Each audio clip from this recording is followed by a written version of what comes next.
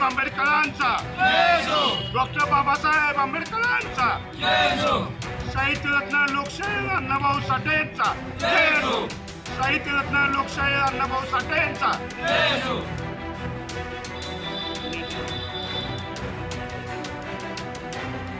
मागासवर्गीयांच्यावर अन्याय करणाऱ्यावर मागासवर्गीयांच्यावर अन्याय करणाऱ्यावर मागासवर्गीयांच्यावर कारवाई करणाऱ्यावर बेकायदेशीर टेंडर प्रक्रिया बेकायदेशीर टेंडर प्रक्रिया बेकायदेशीर टेंडर प्रक्रिया मागासवर्गीयांच्यावर अन्याय करणाऱ्या सत्ताधाऱ्यांच्यावर मागासवर्गीयांच्यावर अन्याय करणाऱ्या सत्ताधिकाऱ्यांचा नमस्कार.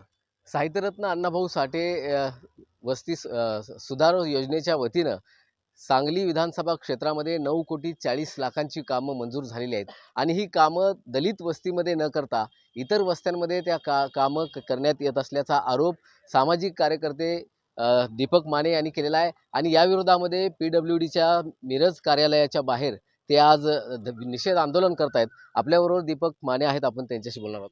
काय नक्की या आंदोलनाची मागणी आहे? नमस्कार, मी दीपक माने, या ठिकाणी सामाजिक कार्यकर्ता. लोकशाहीर साहित्यरत्न लोकशाहीर अण्णाभाऊ साठे दलित वस्ती योजनेअंतर्गत राज्य सरकारकडून जवळजवळ 9,40,00,000 आसपास सांगली मिरज कुपवाड महापालिका क्षेत्रातील दलित वस्ती व मागासवर्गीय लोक ज्या ठिकाणी बहुसंख्येनं राहतात तिथल्या सोयीसुविधासाठी या ठिकाणी फंड आलेला आहे आणि या निधीतून या ठिकाणी काही कामं मंजूर करण्यात आलेले आहेत आणि ती मंजूर कामं या ठिकाणी PWDच्या माध्यमातून या ठिकाणी टेंडर प्रक्रिया चालू आहे. पण याचा अभ्यास केला असता प्रत्यक्षात ही मंजूर केलेली कामं निम्म्यापेक्षा जास्त ही मागासवर्गीय वस्तीत नाही आहेत, ते इतर ठिकाणी आहेत आणि ही जी टेंडर प्रक्रिया जी राबवलेली आहे ती त्या ठिकाणी शासन निर्णयाप्रमाणे न राबवता या ठिकाणी मॅनेज करण्याच्या हिशोबानं हा यांचा कारभार चालू आहे आणि शासन निर्णय असताना सुद्धा या ठिकाणी मागासवर्गीय वस्तीत हे निधी खर्च करत नाहीत. हा मागासवर्गीयांचा मोठा अन्याय आहे आणि ही बाब आम्ही सत्ताधारी आणि इथल्या PWD अधिकाऱ्यांना लक्षात आणून देऊन सुद्धा गेल्या 8 दिवसात यांनी याच्यावर कोणतीही कारवाई केलेली नाही आहे आणि गेल्या 8 दिवसात त्यांनी ती टेंडर प्रक्रिया तसेच दाबून या ठिकाणी ते राबवत आहेत आणि हे करत असताना या अधिकाऱ्यांच्यावरती या सत्ताधाऱ्यांचा मोठा दबाव असल्याचं या ठिकाणी जाणवत आहे. तर डॉक्टर बाबासाहेब आंबेडकरांनी ज्या टायमाला आरक्षण दिलं ते आरक्षण किती गरजेचं आहे हे आज या ठिकाणी आम्हाला प्रकर्षाने या ठिकाणी जाणवत आहे. कारण हे आरक्षण देऊन सुद्धा यांच्या हक्काचं मागासवर्गीयांच्या हक्काचा निधीवर दौड टाकण्याचं चोरी करण्याचं काम हे सत्ताधारी व इथले अधिकारी लोक करत आहेत या ठिकाणी.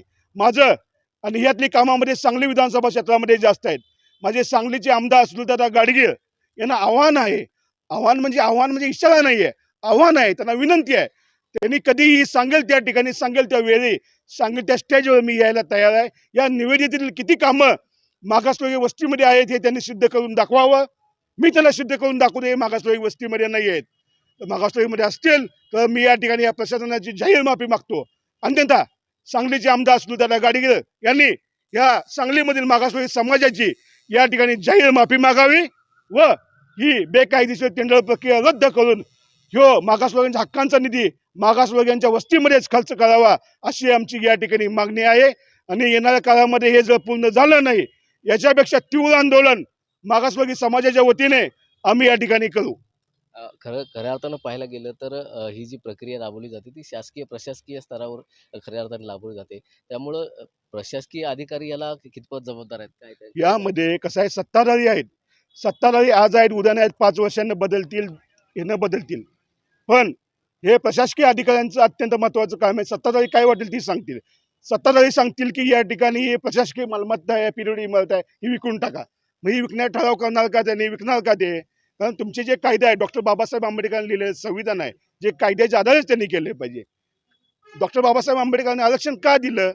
या मागासवर्गीय वस्तीमध्ये या ठिकाणी ठराविक निधी खर्च झालाच पाहिजे यासाठी हा शासन निर्णय आहे.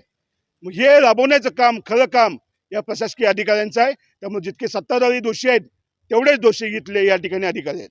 किती कामं आता असे बेकायदेशीरपणे केली जातात? किती आहे? आत्ता या ठिकाणी टोटल साधारणतः 9,40,00,000 आसपास या ठिकाणी हा निधीचा आहे.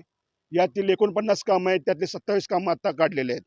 या 27 कामामध्ये मी सुरुवातीला प्राथमिक घेतली. या 27 कामापैकी साधारणतः 9 कामं या ठिकाणी मागासवर्गीय वस्तीत नाही आहेत, 27 पैकी. आणि बाकीचं अजून जे 22 कामं निघणार आहेत त्यामध्ये सुद्धा बरेच या ठिकाणी कामं मागासवर्गीय वस्तीत नाही आहेत. हे यांना आम्ही दाखवून देऊन सुद्धा हे प्रशासकीय अधिकारी त्या लक्ष द्यायला तयार नाहीत. आणि त्यांच्या एकंदर वागण्यातून, बोलण्यातून, त्यांच्याशी चर्चा करताना त्यांच्यावर खूप मोठा सत्ताधाऱ्यांचा दबाव असल्याचे या ठिकाणी जाणवत आहे. तर तिथल्या अधिकाऱ्यांनी या सत्ताधाऱ्यांचा दबाव न करता, जुगारता या ठिकाणी त्यांचा दबाव न घेता इथल्या मागासवर्गीय लोकांचं हित डोळ्यासमोर ठेवून यांनी ही निविदा प्रक्रिया राबवावी आणि हा फंड मागासवर्गीय वस्तीमध्येच खर्च करावा, अशी मी या ठिकाणी मागासवर्गीय समाजाच्या वतीने यांना विनंती करतो. नक्कीच या निमित्तानं साहित्यरत्न अण्णाभाऊ साठे यांच्या नावाने जी योजना आहे ती दलित वस्ती सुधारण्यासाठी योजना आहे. ज्या ज्या ठिकाणी दलित वस्त्या आहेत तिथले गटारं असतील, रस्ते असतील, पाण्याची व्यवस्था असतील, यासाठी हा निधी खर्च करायला आवश्यक असतो. परंतु सांगलीमध्ये तसं होताना दिसत नाही. कारण 9,40,00,00,000चा निधी यासाठी मंजूर झालेला आहे आणि तो मंजूर झालेला निधी दलित वस्तीमध्ये त्याची कामं न करता इतर ठिकाणी सुद्धा हा वळवण्यात आल्याचा आरोप दीपक माने करतायत. आणि याला खऱ्या अर्थानं जबाबदार राजकीय व्यक्ती तर आहेतच, परंतु प्रशासकीय जे अधिकारी आहेत, सार्वजनिक बांधकाम विभागाचे, त्यांनी यामध्ये लक्ष घालून राजकीय लोकांच्या दबावाला बळी न पडता ही कामं कशी व्यवस्थितपणे दलित सुधार वस्तीकडे जातील याचं खऱ्या अर्थानं लक्ष देणं गरजेचं आहे. ही कशी दलित वस्तीसाठी हा निधी खर्च करता येईल हे पाहणं गरजेचं आहे. आणि तसं न झाल्यास पुढील काळामध्ये याहीपेक्षा तीव्र आंदोलन छेडण्याचा इशारा दीपक माने यांनी दिला आहे. मोहन राजमाने, नवराष्ट्र न्यूज, सांगली.